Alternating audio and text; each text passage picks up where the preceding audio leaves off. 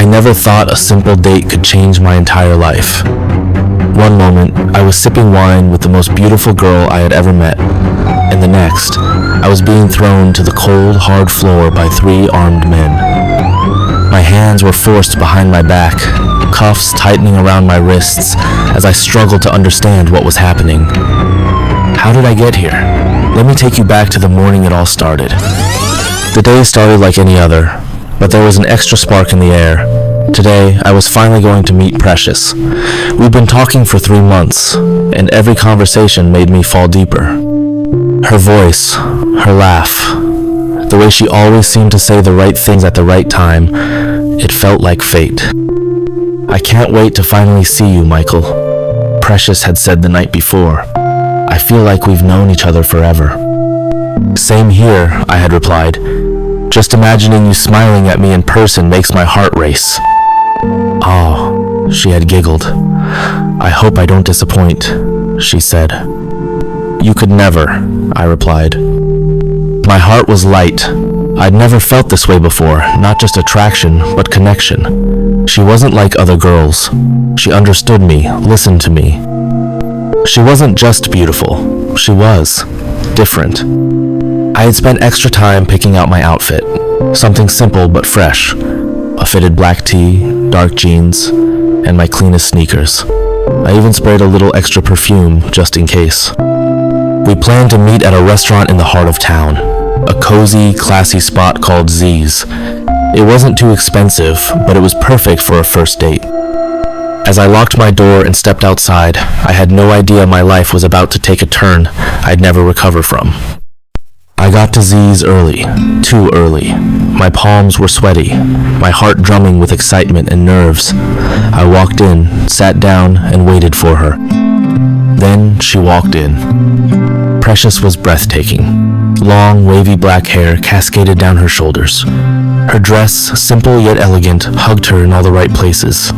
And those eyes, large, expressive, and filled with something I couldn't quite place.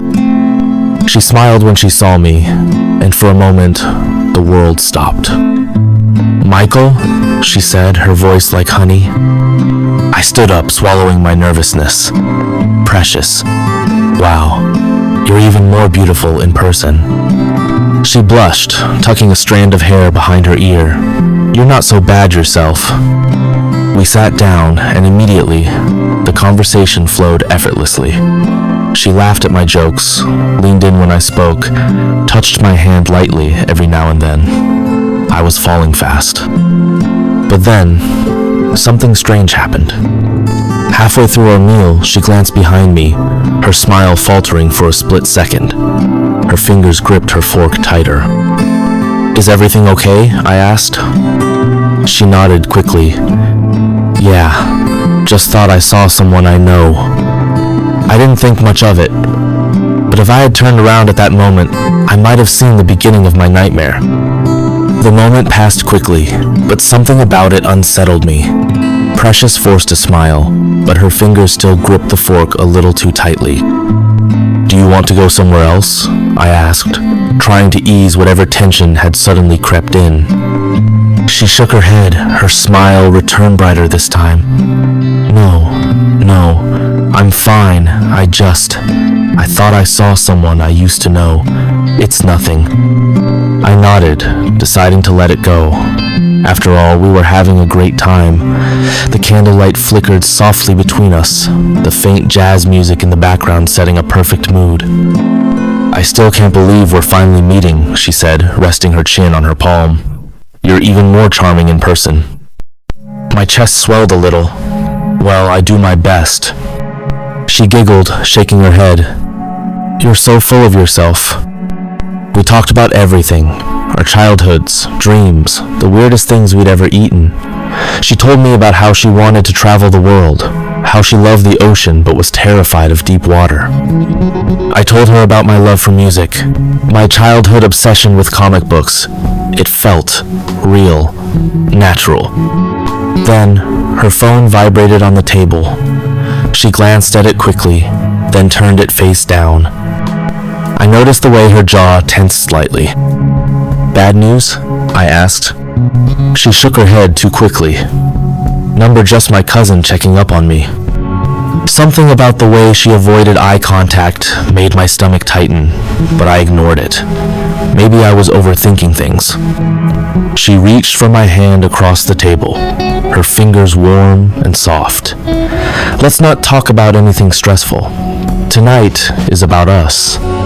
I smiled, squeezing her fingers curled around mine, warm and delicate. In that moment, all my doubts melted away. Precious was here, with me, and that was all that mattered. The waiter arrived with more drinks, red wine for her, a cocktail for me. She raised her glass, eyes gleaming in the dim light. "A toast," she said. I lifted mine, smiling. "To what?" "To us," she whispered, "to new beginnings and unforgettable nights." We clinked our glasses, and I watched her take a slow sip, her lips pressing against the rim. I had never felt this kind of chemistry before. It was like we had known each other for years, yet every second felt like I was discovering something new. As we ate, she kept the conversation light, teasing me about my terrible dance moves and making me laugh with stories about her clumsy childhood moments. But beneath all that, I sensed something else. An edge of nervousness she was trying to hide. Then, it happened again. Her eyes flickered past me, her body stiffening for half a second before she forced herself to relax. It was subtle, but I caught it. I turned my head slightly, trying to be discreet. A man sat at the far end of the restaurant, dressed in all black, his cap pulled low over his eyes. He wasn't eating. He wasn't talking. He was just there, watching. A chill ran down my spine. "Precious," I said quietly, keeping my eyes on her. "Who is that?" She hesitated, then shook her head. "No one, just a random guy." But the way she quickly picked up her wine glass and took a deep sip told me otherwise. Something wasn't right. I should have left then. I should have walked out and never looked back. But how do you walk away from someone you're falling for? Someone who looks at you like you're the only thing that matters. So I stayed. We finished dinner, and when I offered to pay, she smiled and playfully said, "A true gentleman." I laughed, but deep inside, that nagging feeling remained.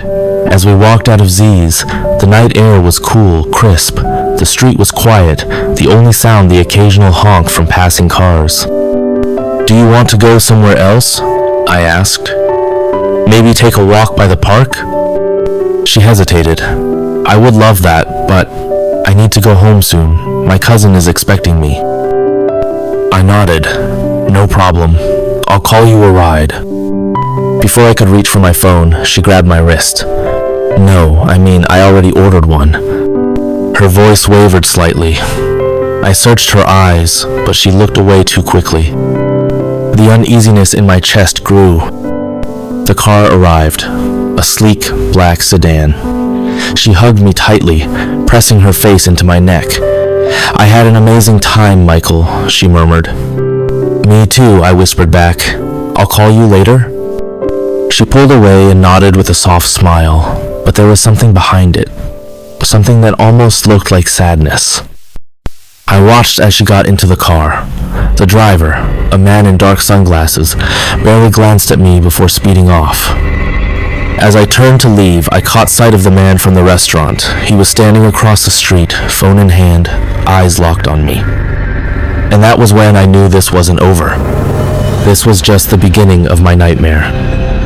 I couldn't shake off the uneasiness as I walked home. Precious had been perfect, too perfect. The chemistry, the way she looked at me, the way she touched my hand, it all felt real. But the glances over her shoulder, the tension in her voice, and that man watching us, it was like there was a whole other conversation happening behind the scenes. As I got home, I tried to push it out of my mind. Maybe I was overthinking things. Maybe she was just nervous. Maybe the man at the restaurant was just some random guy. But then, my phone rang. Unknown number. I hesitated before answering. "Hello?" There was silence. "Hello?" I repeated. A low voice finally spoke. "Stay away from Precious." My heart stopped. "Who is this?" I demanded, but the line went dead. A cold sweat broke out on my forehead. My hands tightened around the phone. Who the hell was that? And why would anyone warn me to stay away from her? I tried calling Precious immediately, but her phone went straight to voicemail. Something was definitely wrong. I barely slept that night. My mind was racing with questions. Who was the man at the restaurant? Who made that call? And most importantly, was Precious in danger? By morning, I had made up my mind. I needed answers. I texted Precious. "Hey, are you okay?" No response. I waited an hour and texted again. "Please call me when you see this." Still nothing. That was it. I wasn't going to sit around wondering. I remembered her mentioning that she lived with her cousin. She had once sent me a selfie at home, and in the background I had noticed a street sign. It was blurry, but I had made out 3 letters. Olu, one of the older estates in town. I didn't think twice. I got dressed and headed there. The estate was quiet, almost too quiet for a busy part of town. I asked a vendor if he knew a girl named Precious. He squinted at me. "Which Precious?" I frowned. "She lives with her cousin. Slim, dark skin, long black hair." Recognition flashed in his eyes, but then something else. Hesitation. "You're looking for her?" he asked carefully. "Yes. Is she home?" The man studied me for a moment before shaking his head. "I don't know, bro, but if I were you, I'd stop looking." A chill ran down my spine. "Why?" He just shrugged. "Not all that glitters is gold." My throat went dry. Those words, the same words my mother used to say whenever she warned me about chasing things that looked too good to be true. But Precious wasn't too good to be true. She was real, right? I ignored the vendor's warning and went further into the estate, checking every house until I found one that looked familiar from her selfie. My pulse was racing as I knocked on the door. No answer. I knocked again. "Precious? It's me, Michael." Silence. I was about to leave when I heard movement inside. Then, slowly, the door creaked open. It wasn't Precious. It was a mantle, broad, with a scar running down the side of his face. His eyes were cold, calculating. "What do you want?" he asked, voice deep and menacing. I swallowed hard. "I'm looking for Precious." The man stared at me for a long moment, then smirked. "Oh, you must be Michael." Every instinct in my body screamed at me to run, but before I could move, strong hands grabbed me from behind, yanking me into the house. The door slammed shut, and my nightmare truly began. The moment the door slammed shut, I knew I had made a terrible mistake. 2 men stood behind me, their grips iron tight as they shoved me forward. The scar-faced man, still smirking, leaned against the doorframe like he had all the time in the world.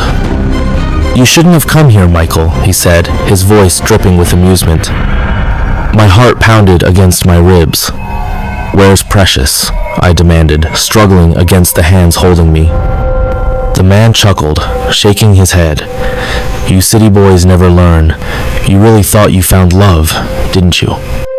I clenched my fists. "Where is she?" He sighed, almost like he pitied me. Then, with a snap of his fingers, one of the men behind me drove a fist into my stomach. Pain exploded through my gut. I gasped, doubling over, but they didn't let me fall. They held me up, forcing me to face him. "You want Precious?" the scar-faced man continued. "You'll see her soon enough."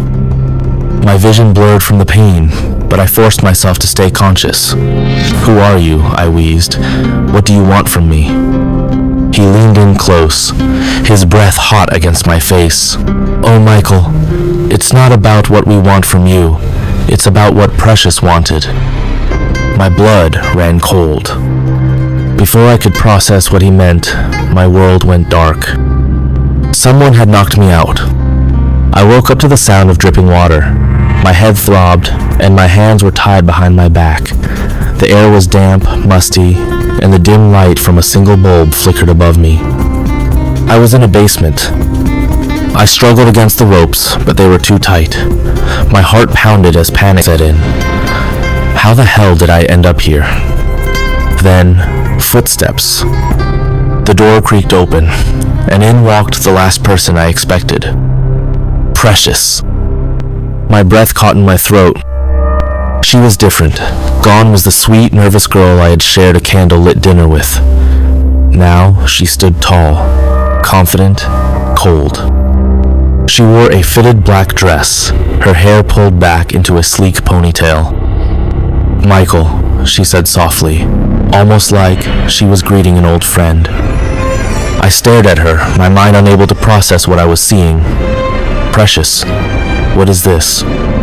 She sighed, crouching down in front of me. "I told you we'd have an unforgettable night, didn't I?" Her words echoed back to me from dinner, to new beginnings and unforgettable nights. Oh God. Why? My voice was barely a whisper. Was any of it real? For a moment, something flickered in her eyes, something almost like regret, but it was gone as quickly as it came. "You were just convenient," she admitted, tilting her head. "A nice guy, easy to manipulate. But don't take it personally, Michael. It was never about you." My chest tightened. Then what was it about? She stood up, crossing her arms. Money, power, survival. I shook my head, refusing to believe what I was hearing. "I don't have money. I'm just a regular guy." She smirked. "Oh, I know. But your identity? Now that's valuable."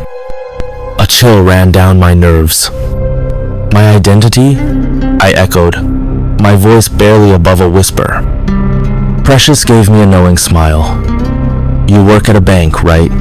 You have access to systems, passwords, things that could be useful to the right people." I felt sick. My stomach twisted in knots as I realized what was happening.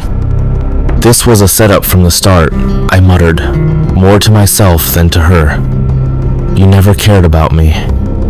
Her smile faltered just slightly, but she quickly masked it with a shrug. "I did what I had to do, Michael. You were just in the wrong place at the right time." I clenched my fists, rage boiling inside me. "So what now? You drain my accounts, sell my information, kill me?" She laughed, a soft, almost genuine laugh. "Kill you? No, Michael. We're not monsters. We just need you to cooperate." The scar-faced man walked in then, a phone in his hand. He tossed it onto my lap. "Call your bank," he ordered. "Authorize a transfer. Now." I stared at the phone like it was a venomous snake. My mind raced. If I refused, they'd hurt me. If I agreed, I'd be ruined. "You have two choices," Precious said, her tone light, almost playful. "Make the call and walk away when this is over, or refuse and leave in a bag." Terror clawed at my throat. I was trapped. But I wasn't stupid. If I played my cards right, maybe, just maybe, I could turn this around.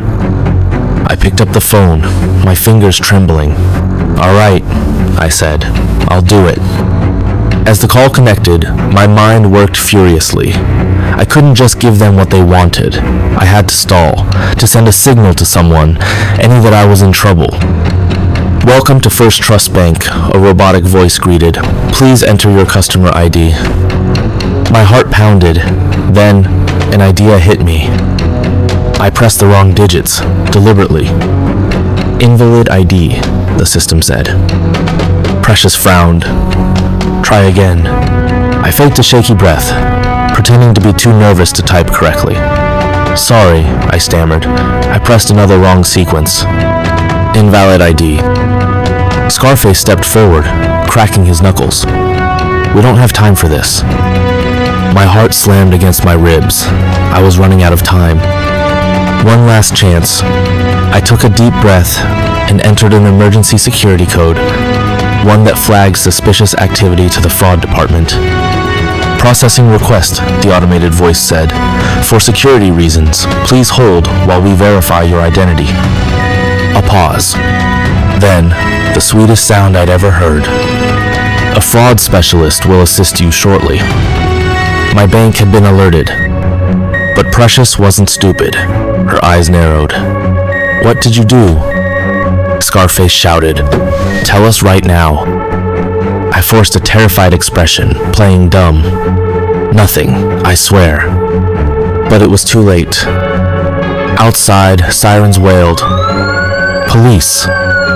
Panic erupted in the room. The men started shouting. Precious cursed under her breath, and Scarface yanked me to my feet. You set us up, he snarled. I didn't get a chance to respond. Bang! The door burst open and officers flooded the basement, guns raised. Drop your weapons, hands where we can see them. Chaos erupted. Precious bolted for the back exit, but an officer tackled her to the ground. She thrashed, screaming, but it was over. Scarface lunged for a gun on the table. Bang! A shot rang out. He crumpled to the ground, clutching his leg. Everything blurred. Officers swarmed the house, arresting everyone. Someone untied my hands, but I was too shaken to move. Precious. She sat in cuffs, staring at me, and for the first time I saw something real in her eyes. Regret. You ruined everything, she whispered. I shook my head. No, Precious, you did. She looked away, jaw clenched. The officers pulled her up, dragging her toward the door. And just like that, the girl who had once stolen my heart was gone. Hours later, I sat in the police station, giving my statement. The officer across from me nodded as I finished. You're lucky, he said. They've done this before. Lured men in, drained their accounts, sometimes even left them for dead. A shiver ran through me. What happens to Precious? I asked quietly. She'll face trial, the officer said. She's looking at serious time. I exhaled, leaning back in my chair. I should have felt victorious, relieved, but all I felt was empty. Precious had played me, lied to me, used me, and yet part of me still saw the girl who had laughed at my jokes and held my hand at dinner. Was any of it real? I'd never know. But one thing was clear. Not all that glitters is gold. And sometimes love is the most dangerous lie of all. Thank you for watching. Please encourage us by subscribing to our YouTube channel if you are new to the channel. And a special shout out to our returning subscribers.